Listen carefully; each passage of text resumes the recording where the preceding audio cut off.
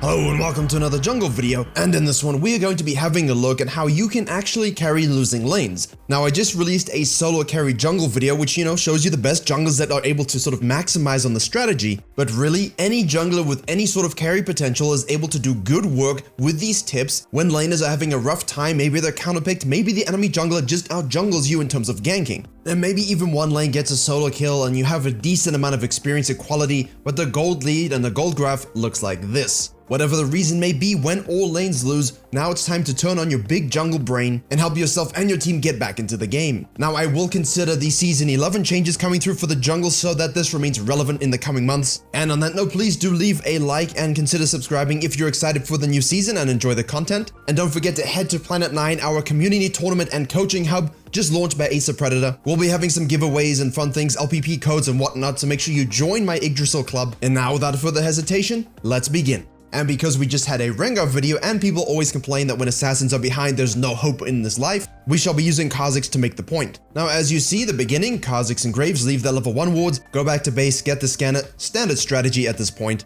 And please do note that Kha'Zix is running Electrocute, and I apologize to all the stars in the sky that he has no skin, so you have to look at this kind of purple blob. But nonetheless his jungling's pretty clean, so it's offset. Now first clears are very important in this instance. Kha'Zix is going to do a very standard blue start into a 5 camp. The Graves, however, is going to do a 4 camp, which will allow him to get onto the map sooner. And obviously he's Graves, so it's pretty easy to actually clear well and healthy. The interesting thing about his clear is it's that red Raptor's blue Gromp. Nonetheless, the extra camp also allows his top laner to reach level 3, that's a Warwick, and he's Versa Camille, so early pressure here to get Warwick snowballing is pretty important. You'll notice that bot lane has also already died, and because he does the 5 camp, he's slow to react to the gank that has already happened. The first gank goes to Graves and Kha'Zix is lagging behind because of the extra camp, and if you weren't paying attention at the beginning, let's look at it from Camille's point of view. Late to the game, late to the tri-bush, face checking a Warwick, you get chased down, there's no ways you can stay in lane, and now you're forced to burn your TP. And now we jump back live, well, no TP for Camille. What do you do as Kha'Zix here besides destroy all the mirrors in your house? Partially because you're angry with your laner and partially because you don't really look at yourself, but I suppose at least he does have 2 eyes. Anyway, hold the wave, absorb that experience, last hit as best you can, let the wave push in as best as possible because Camille has to walk back to the lane. Now when all lanes die, when you're late to a gank, when they mess up like this, the worst thing you can do is auto push a wave back into the enemy laner and then go about your merry way. She's behind, she knows it, you can't exactly go top crab because top prio, mid prio and Graves is there. So at least get a juicy amount of experience for yourself and set up Camille to at least try not to int any further. And now you take the Krugs. And remember in Season 11, even more of that experience and gold is being shifted to the tiny little baby ones, the cute ones, so you have to make sure you take the whole camp, not just the large and the medium.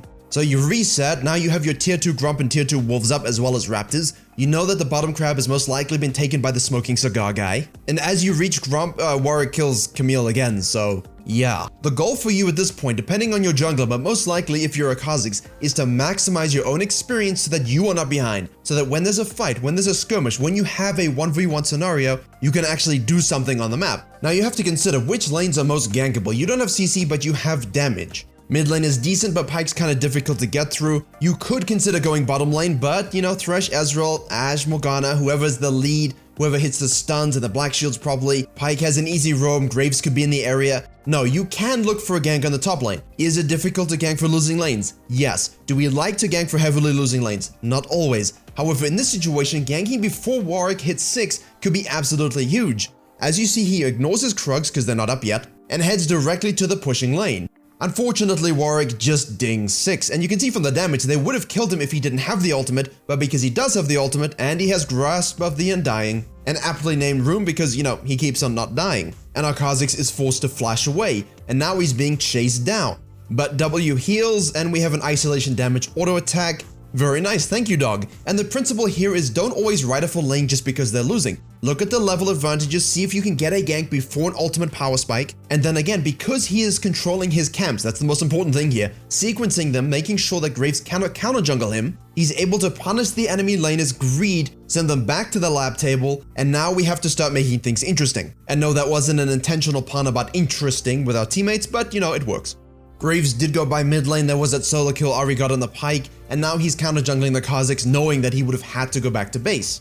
You can suspect this as Kha'Zix, you're just going down to get your blue. Gromp, Wolves, Ashe has killed Ezreal again. What you have to look for in Season 10 as well as coming up in Season 11 is when the enemy jungler overcommits to a side of the map. Make sure you are trying to get objectives that you can, even though you're behind. This serves as a morale boost for your team as well as, a stat bonus to help them die less. Or for you to kill more, whichever one you prefer. But always remember, outer objective first. If you can get the crab and then fall back to your jungle camps, that's the better way to do it. You don't want to do your camps and then the crab and meet up with the Graves. If lanes are behind, if you don't have the winning fight, you could end up in a bad situation. But bottom lane has gone back to base, that means free dragon. We have assistance, Graves won't be able to face check it, rinse it, and then go back into your jungle. But at this point, the blue into the Gromp is a good idea because you never know where Graves is going to be. His red just popped up as well, it's likely he's in the vicinity, and you want to be present in case there's a counter gank that you need to do. Just like in the last version of this video way back in 2019, lane ganks and lane bush counter ganks are such a good thing to use when you are in the situation. If you don't have lane prio, if they have vision control, if you know the enemy jungler is going to gank when they're pushing, you can always position yourself in a great way that allows you to get that shutdown gold. In lower elo, you need to pay closer attention to these kinds of things, whereas in higher elo you do, but it's less likely they're going to take stupid fights that aren't really useful, and so you can just shadow and be present. Now that's a lot of theory and not a lot of kills, and really that's all you're looking to do as Kha'Zix. So how do we turn it up here and actually sort of take control? Well, you controlled your own jungle, you paid attention to the lane states, you managed to get an objective, and now you know that Graves is pathing topside because of good vision. This means you can have patience mid lane. Wait, just maybe there's a gank there. If not, now we know Graves is topside, and you know by showing bottom side that yes, he is going to get the Herald. Yes, he is going to have control of his camps. However, as volatile as top lane has been, bot lane has also been just as crazy, and Camille is never going to be useful just sitting top lane. She can TP, use her ultimate, you can collapse down from mid lane and also make it a 4v2. Now you're not going to have a lot of top laners TP bottom lane in say bronze, however I've made enough videos showing you that top laners do this in platinum, in gold, in diamond, and in silver. Guess what? If you are the fed jungler and you are sequencing like this, the Graves won't be. So you can counter jungle him, kill him and take the Herald for yourself, or simply say, hey top laner, TP, let's go. Maybe it'll be your lucky day and they actually listen. The point is, all my videos talk to you about being a malleable jungler. Play around what the map gives you, play around what your laners give you, whether it's good or bad. And your top laner not TPing to this bottom lane gank isn't the reason why you're not climbing. That is a reality check sponsored by life. Every mistake you make in this kind of game is really amplified because the laners and the gold lead is at a deficit. The worst thing you can do here is face check Tribush. You know he took Herald, you know he's topside, you know it's 99% warded, he even gets pinged away from it, yet he face checks and he dies. This is a big sad for the Kha'Zix and basically the only mistake he will be allowed to make if he wants to be the one to carry this game. The sad thing is he really needs to get on the map to influence its cadence, you need to influence what's happening. So after respawning, does Raptors and then goes and sets a trap in the jungle. In silver, this will be great. In gold, platinum, this will be great. There will be a roaming support, a random jungler, no one's gonna know you're there. You kill them very easily. In higher elo, it's even worse because suddenly you're 3v1 and you're forced to flash. Right idea, but I think in this case I would have preferred even in this higher elo to simply do your Raptors, Wolves, Gromp sequence down, tie in with your lane, and look to make a play that way because the dragon is spawning. And all of a sudden Graves is using Herald bottom lane, they're dead, Warwick is rotating, kicking you out of your blue side jungle, they're gonna get the dragon. The worst thing you can do is not give things up. You can give the dragon up, let them take the towers, control your own experience juicing. While Graves picks up more kills, take your camps, take his camps, sequence back up, take some more camps, catch up that experience as best you can. Go back to base, spend your gold. Thank you blue team for elevating the game state and giving us a smaller area to work with. Warwick gets caught out, make sure you annihilate him. Again, this is part of the being everywhere jungle style I like to make a lot of videos about. You're either having super high kill participation or being a totally dominant map objective controlled jungler. And if you're both, well, you're gonna climb very quickly. The whole point of everything so far was to maintain experience leads or at least being equal to the enemy jungler, and the holding of the towers as he does again now is to prevent the game from elevating too quickly away from you so that you can't afford to farm, so that you don't get to sequence, so that you don't actually get to make picks and try and stay in it.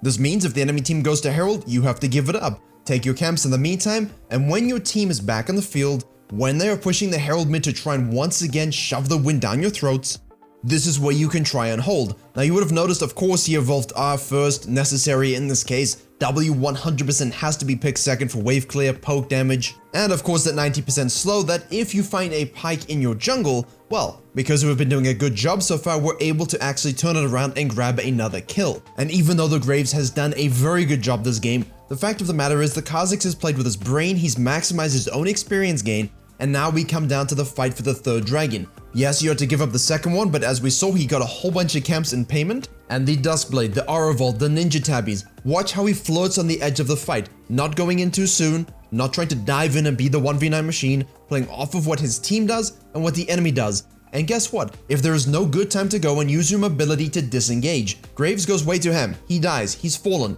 Now you can actually bait around the dragon with their control word denial, and as soon as the enemy face checks, in you go. This is the moment, clean them up, get the dragon. Using your Arvolve to weave in and out, getting those passive auto attacks which are so huge. Fighting over the objective, and this is why this video I focus so much on setting up these particular fights and basically being able to carry them or win them with good decision making.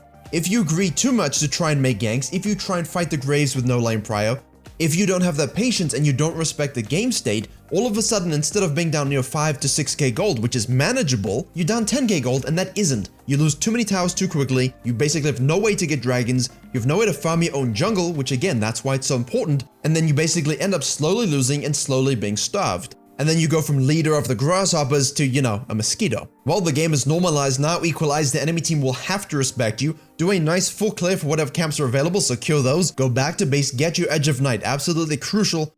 Versus any team comps that have that CC or burst damage that you need to survive. Now, if the enemy team feel, okay, look, we're not going to win 5v5 team fights, we need to do a split push, well, guess what? Even in a higher elo game, look at this. Horrible split push, not parallel with his team, pick him off, free kill. In silver and gold, platinum, diamond, the same thing's gonna happen. Pick them off, free kill. And this is where that patience comes in. Don't now go chasing down the fight 5v4. Don't overcommit, don't get overzealous. Keep the patience, let them tilt into you. You have the numbers advantage, you have control of your own jungle and the rivers. If someone steps out of line, well, they're gonna be suddenly watching a bug's life even though they didn't want to. But yeah, remember when I said don't turbo engage an assassin, be patient?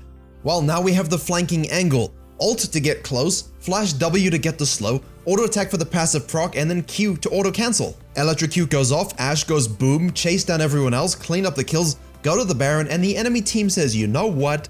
Well played, Kha'Zix. You held the game, you held the front. They head to the Baron, they keep picking off the enemy team one by one, they're out of position, and then they FF. Which I feel kind of robs us of a well-deserved ending game for this Kha'Zix as well as his team, keeping mentally stable, which is kind of difficult to do on EU West. They knew they had the scaling, they just had to make sure they controlled and prevented the enemy from running away with it.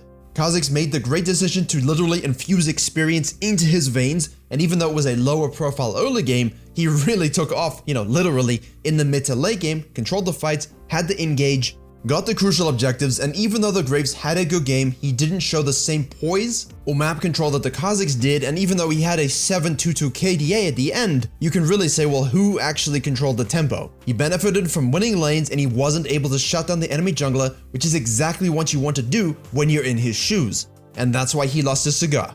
Thank you very much for watching. I hope you were able to enjoy and learn something. Don't forget to please like, share, and comment if you did. Maybe consider hitting that subscribe button and joining me on Planet 9. I have been your host, Virkayu, and as always, I will see you all in the next tutorial.